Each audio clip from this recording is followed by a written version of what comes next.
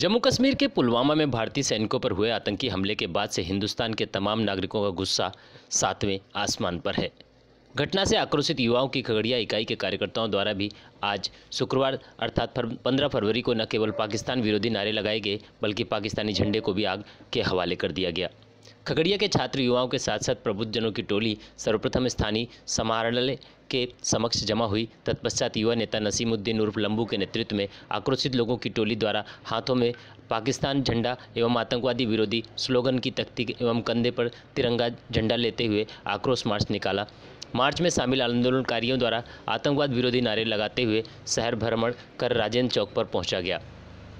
आंदोलनकारियों द्वारा राजेंद्र चौक पर पाकिस्तान का झंडा जलाए जाने के बाद पाकिस्तानी नक्शे पर अंकित इस्लामाबाद पर तिरंगा झंडा भी फहराया गया।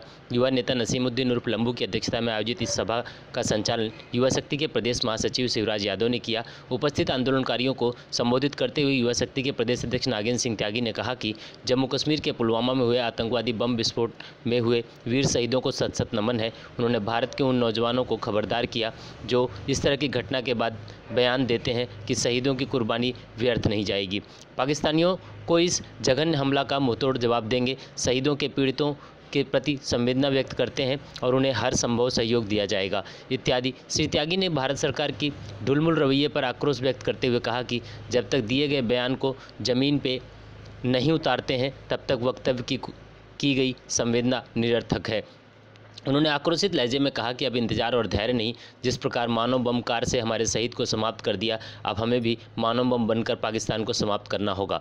उन्होंने यह भी कहा कि इलेक्ट्रॉनिक मीडिया द्वारा जिस तरह सर्जिकल स्ट्राइक के हमले की सच्चाई को दिखाया जा रहा है, यह देश की आंतरिक शक्ति को उजागर करने जैसा है। श्री त्यागी ने यह भी कहा कि यह देश की सुरक्षा के लिए खतरा है। उन्होंने टीवी पर दिखाए जा रहे खबर पर भी आचार संहिता लगाने की वकालत की। युवा शक्ति के प्रदेश महासचिव शिवराज यादव ने अपने संबोधन में कहा कि भारत सरकार को सबसे पहले देश के आंतरिक आतंकवाद को समाप्त करना होगा, तभी बाहरी आतंकवाद को समाप्त किया जा सकता है। उन्होंने देश के अंदर बार बार सुरक्षा के नाम पर हो रही चूक पर अफसोस जाहिर किया और चूक पर अंकुश लगाने की बात कही।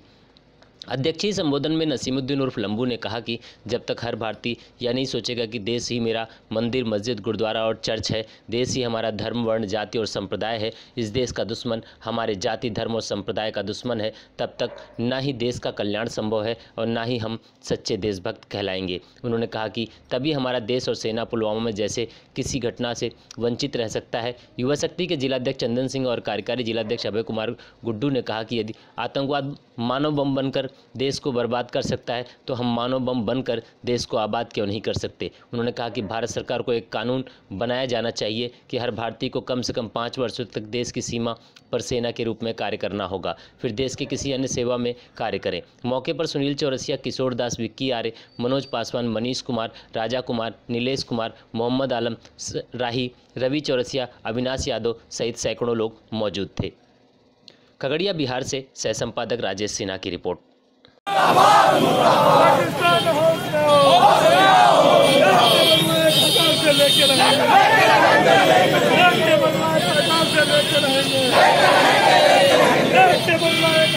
लेके रहेंगे।